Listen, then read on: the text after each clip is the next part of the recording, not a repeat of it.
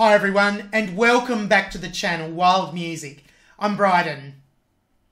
On this channel, you'll see reactions to music from the current time, as well as music from the not so distant past, as well as music from a bit further back, from yesteryear. You'll see reactions to both vocal music, instrumental music, and different types of music from around the world as well. So this is an instrumental reaction. I haven't done an instrumental reaction for some time now, so I'm really looking forward to creating this video for your enjoyment. This is the main title, I Had a Farm in Africa, from the film Out of Africa, composed by composer John Barry, and also conducted by him. So a little bit about John Barry to begin with. He was born John Barry Prendergast, OBE. Well, he wasn't born OBE, but he received an OBE, obviously. He was born in 1933 in Yorkshire, England, and he died in 2011. He was an English composer and conductor, predominantly of film music. His credits include 11 James Bond films, Dances with Wolves, Out of Africa, The Cotton Club, Walkabout, one of my all-time favourite films, and one of my other all-time favourite films, Somewhere in Time, which starred Christopher Reeve. John Barry had a career spanning more than 50 years, and he was awarded, as I mentioned, an OBE for his service to music. Well deserved. He received numerous awards for his music as well. John Barry moved to the USA in 1975, where he remained until his death in 2011. So a little bit about the music and the film. So the score to this film was composed and conducted by John Barry, with the addition of a few extra tracks, including Mozart's Clarinet Concerto and some African traditional music. The soundtrack was released in the US in 1985 and in the UK in 1986. The film starred Meryl Streep, Robert Redford and Klaus Maria Brandauer, and it was directed by Sidney Pollack. The plot of the film was this. In 1900s colonial Kenya, a Danish plantation owner and baroness has a relationship with a free-spirited big game hunter. The film was actually based on the book Out of Africa, which was published in 1937. And this was written by Isaac Dinesen, whose actual name was Karen Blixen. And it was slightly autobiographical as well. So very interesting. And this is the studio version of the soundtrack, the album. So anyway, let's get straight into it.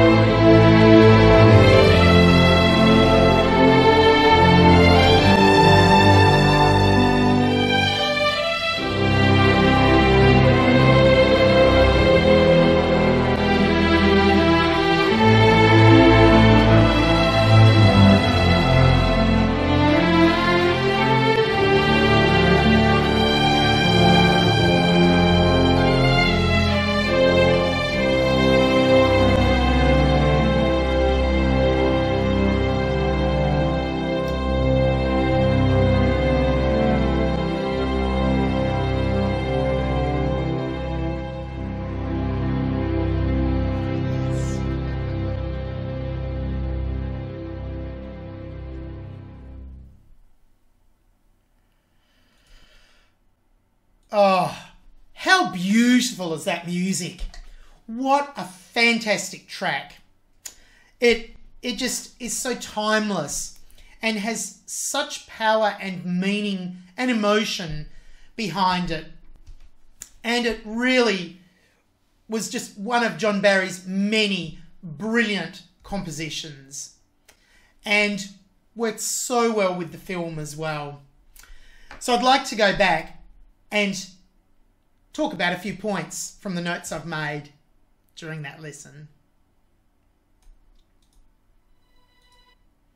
Okay, so in the beginning, you notice this single note, this high string note that's got a bit of a shake, a tremolo on it. Tremolo note on, I'm pretty sure it's the note B, because this sounds to me like it's in the key of E major. And it's starting on the fifth note, the dominant note, which is sort of the fifth note out of the scale.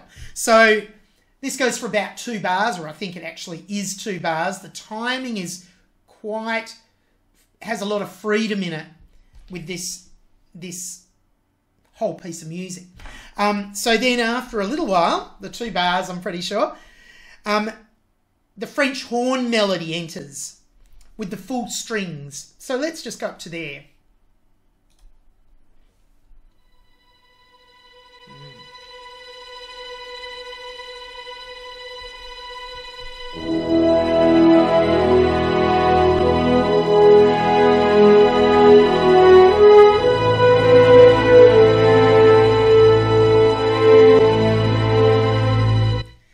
Right, so I've paused it after the first playing of that melody because it actually repeats, that little segment repeats again. So this is where the French horn melody enters, as I mentioned, with the full string section, which fills out the low, middle, and higher frequencies in the frequency spectrum. And this melody, as I said, is then repeated again. This whole little section, the melody and the strings behind it. It creates a lot of drama, and it's quite uncomplicated. It's quite straightforward, although imagine composing a melody that sounds straightforward. It's so not straightforward, it's so difficult. But when it's got that simplicity, it's so effective and so brilliant. I feel this gives the feeling, this first little part, the string tremolo, then this section with the French horn melody, it gives the feeling of openness, like the fields in Kenya that are depicted in the film. Keeps it quite open. I'll go back from the start and then I'll lead into the next section, which has a higher string melody as well.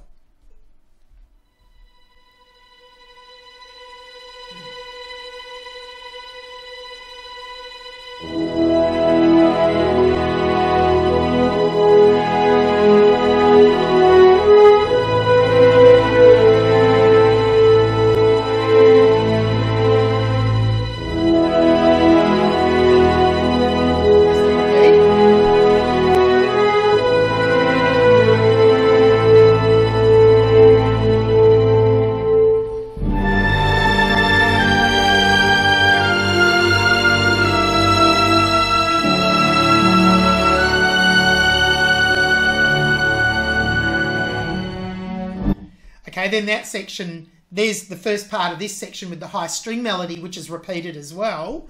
And over the French horn melody section, the tremolo strings continue, and here too. So the high string response melody commences during this part that I've just played, and it starts on a minor chord. I'm pretty sure that would be A minor.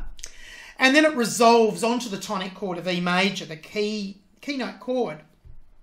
It resolves onto this nicely. So da da da da da. At that point, E major da da. So you can hear that, and then it repeats, as I mentioned. So there's a fair bit of rubato, as I also said earlier, and flexibility with the timing, and this represents or reflects the beauty of the Kenyan plains from the movie. So I'll go back just to the start of this little section.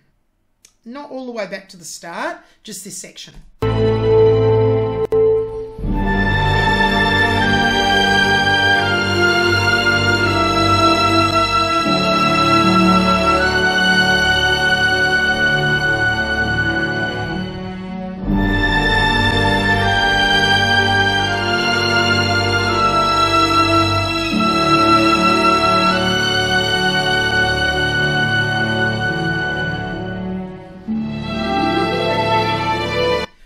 so this section is quite short, only goes for about 10 seconds. It's like a little interlude.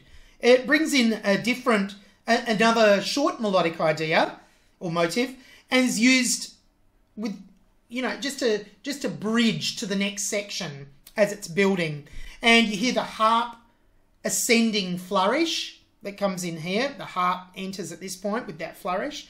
And this short interlude is again repeated.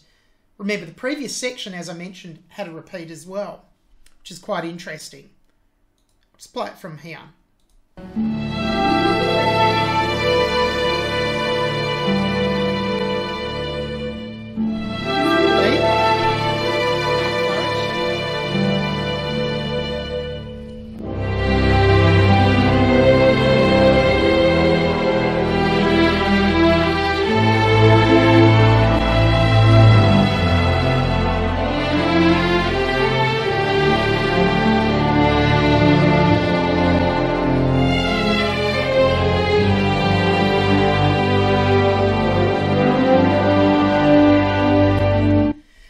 Such a beautiful melody as well. This is the leitmotif. A leitmotif is a repeated phrase. It's quite short. It goes for a few bars, but it's quite a short phrase, and this is used again and again in the movie. It's sort of the theme of the movie, the main theme at least. And so this is the leitmotif, called a leitmotif. Leitmotif, leitmotif. And it's used throughout the movie and commences here. This is the first time in the whole film in this track, and it's played with the string lead part with the lush strings behind, backing it, and also with the French horn underneath as well that you can hear. And it starts in a mid range, sort of in terms of, you know, the positioning of the melody in a sort of middle range, you would call it, then goes a bit higher before coming down and descending a little bit again at the end of this leitmotif. Okay, so then we hear this leitmotif repeated one octave higher. So same notes, just one octave higher. I'll go back from the start of the first leitmotif and then play it through the repeat and a little bit into the next part, then I'll talk about that.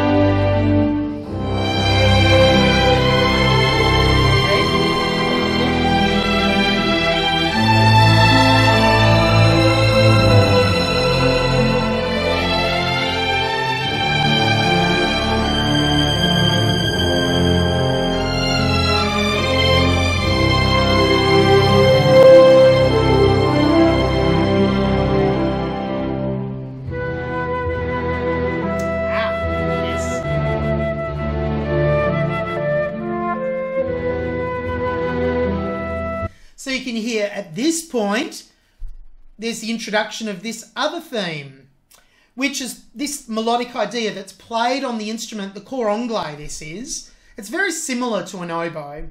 It's a little bit bigger, but it has a very haunting tonal quality, a haunting timbre to this instrument. And this melodic idea is built over a beautiful chord sequence as well. And the cor anglais is also known as the English horn. And it's so effective, and I really love it. And the dynamics here are a bit softer with a crescendo when the strings take over from the cor anglais, which you'll hear in a moment. Just go back from the start of the cor anglais part. It's about 10 seconds back.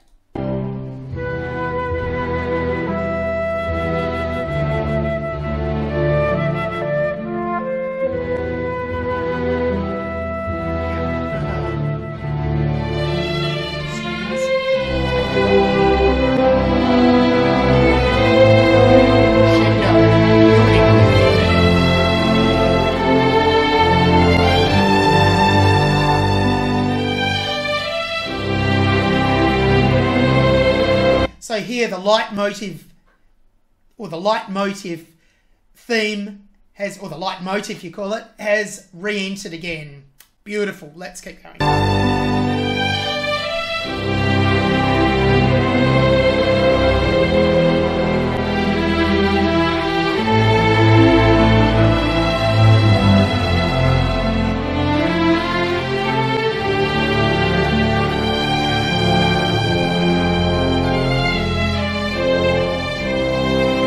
This time it doesn't repeat, but it goes a little bit further in. It has a coda to the song, so an ending that goes on for a few bars that just concludes everything. It's coming to an end, concludes so beautifully, setting the scene for the rest of the movie. Just go back a touch, leading.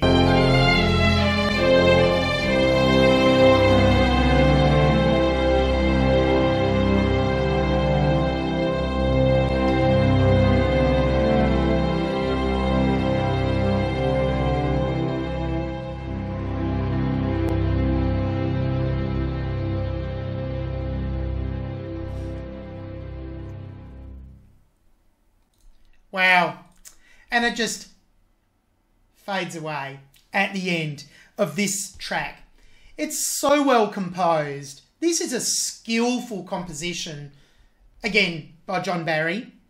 He was a master, setting the scene for the film, introducing melodies and counter melodies and question and response phrases that just worked so well. Sometimes there would be a small theme that would go with a character or a place, and other times it's like a musical background to evoke an emotion or create a feeling of something. Could be a place or a time. He was a master. I really enjoyed that. I hope you enjoyed listening to my take on it. This is only my take on this particular track. I hope to see you again on the channel soon on another reaction. For now, from Australia, goodbye.